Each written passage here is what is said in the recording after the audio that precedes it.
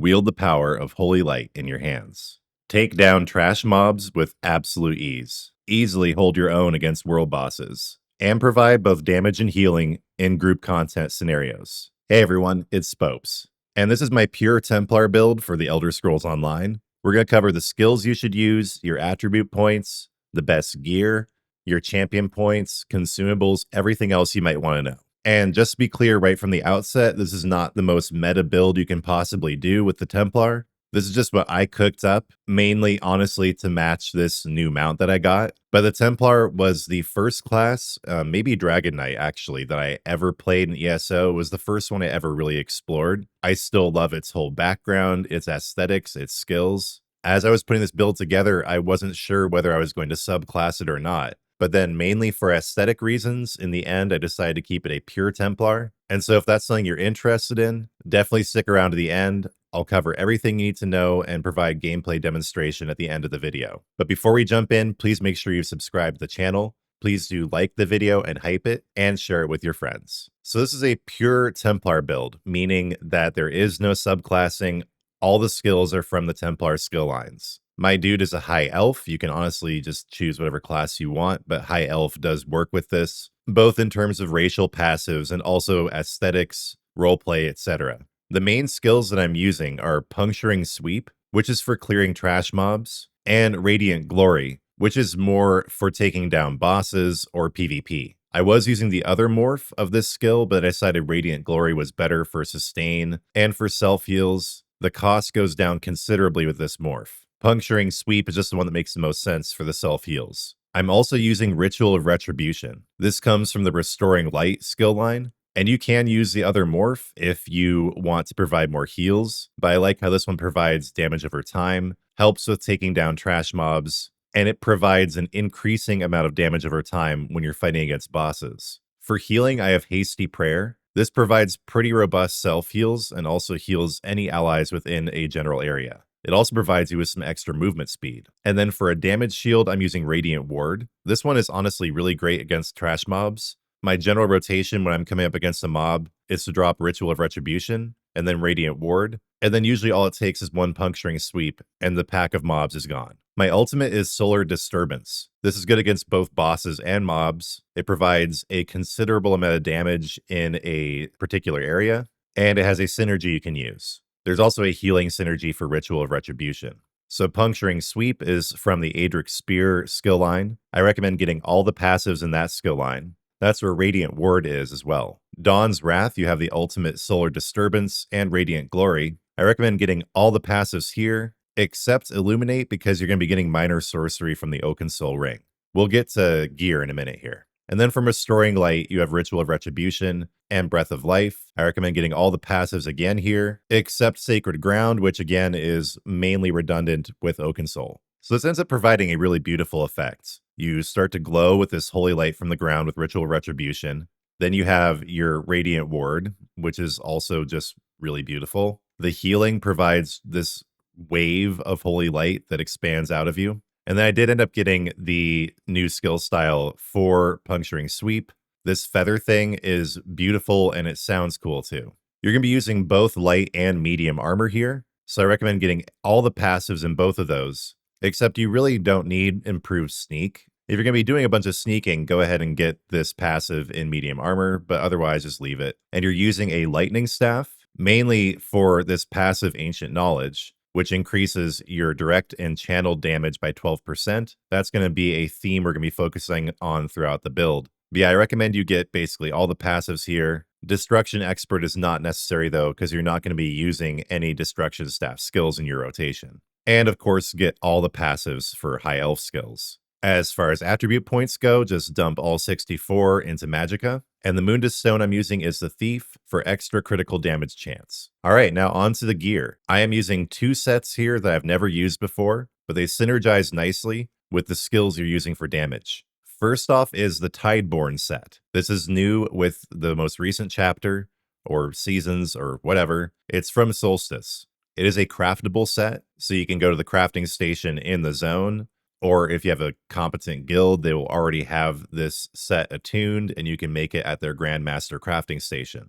Tideborn has some pretty good basic perks. But what's really amazing about it is its 5-item perk. It just increases your direct damage to monsters by 12%. So both your beam and your jabs are considered direct damage. This increases that damage considerably, and the set also gives you weapon and spell damage, critical chance, and offensive penetration. The other 5-item set is from Cyrodiil.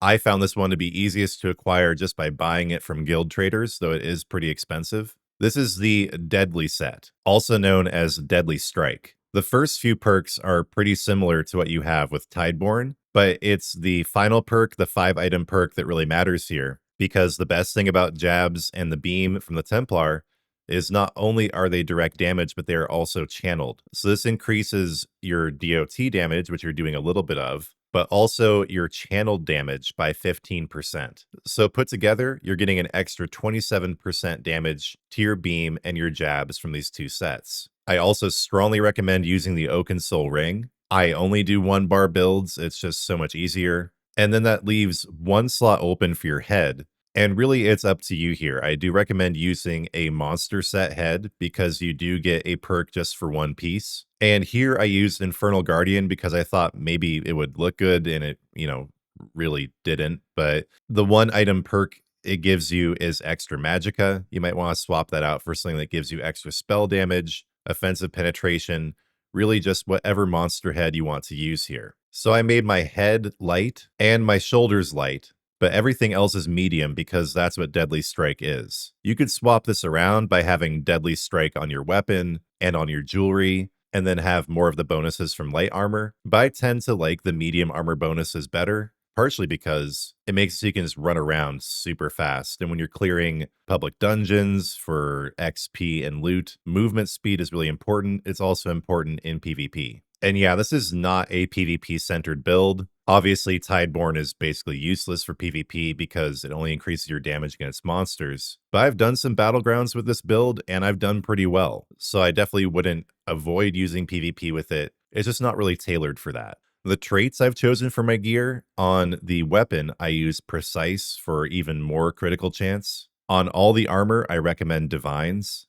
And then I've done Infused on the jewelry. That's really up to interpretation. You might want to do Bloodthirsty or something else, but I like Infused combined with the enchantment I've chosen. And speaking of enchantments, I decided to do Crushing on the weapon to reduce the resistance of enemies a little bit, max Magicka on all of the armor, and then the spell and weapon damage enchantments on the jewelry. Combined with Infused, that gives you a pretty big boost to weapon and spell damage. You may want to use the Triune enchantment here for better sustain. That is probably the weakest point with this build, is sustain. I'm actually thinking about experimenting with that at some point in the future as well. Moving on to your champion points.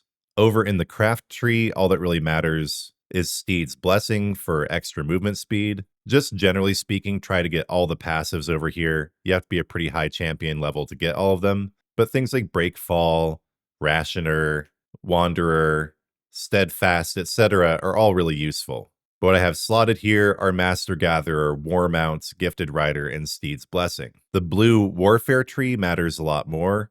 Again, just try to get all the passives. But what I have slotted here are Master at Arms for extra direct damage, Wrathful Strikes for just more weapon and spell damage, Untamed Aggression, which does the same thing, and Arcane Supremacy for extra Magicka. Over in the red fitness tree, again, just get all the passives.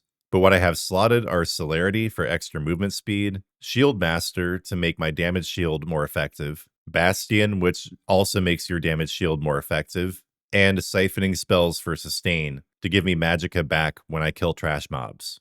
The consumables I've chosen to use are Bewitched Sugar Skulls. That's just basically the food that I always use. Very effective for this purpose. Provides you extra health, stamina, and Magicka, and helps with your health recovery as well. And then I just generally like the Crown Tri-Restoration potions. I never run out of these. You can use a different Tri-Restoration potion if you want. I honestly haven't found myself needing to use these very much, but they are very useful. Let's go ahead and take out this world boss to showcase the skill rotation.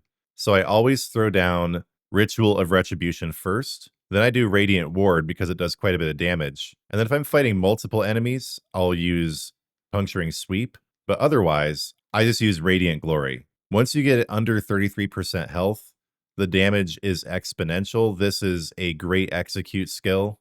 I had some help here, but generally world bosses are quite easy to take out here. One thing you want to watch out for is sustain.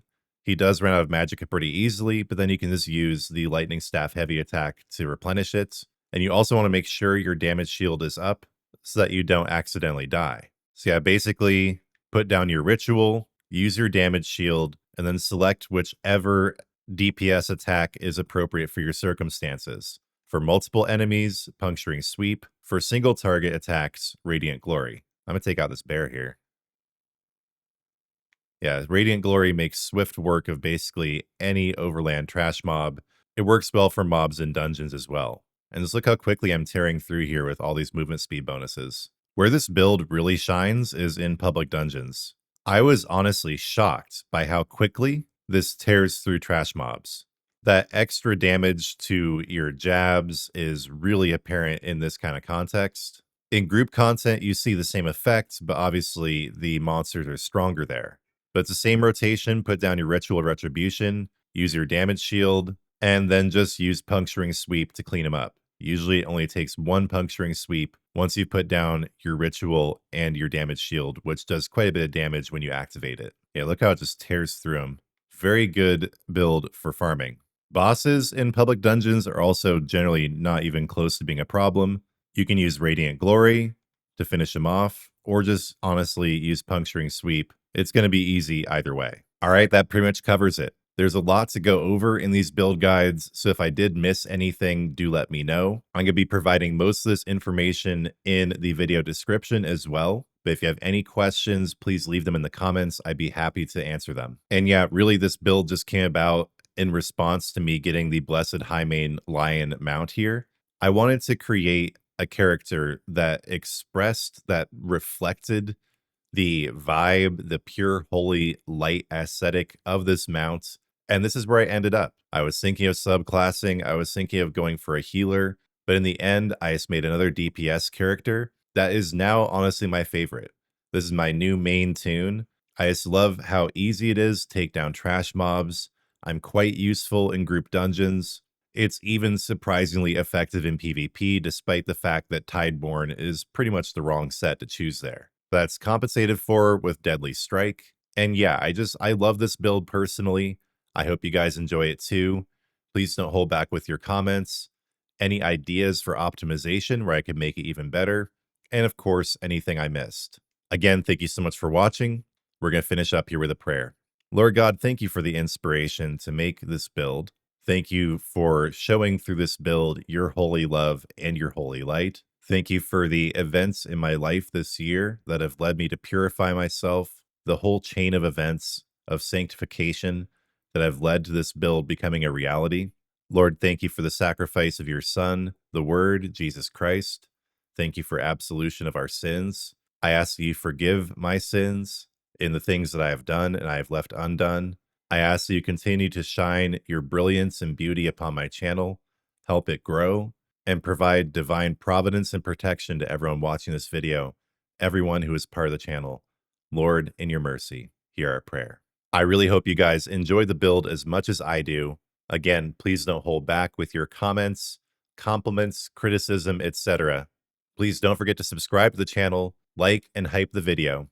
And when you do subscribe, turn on notifications because I'll be back soon with new content.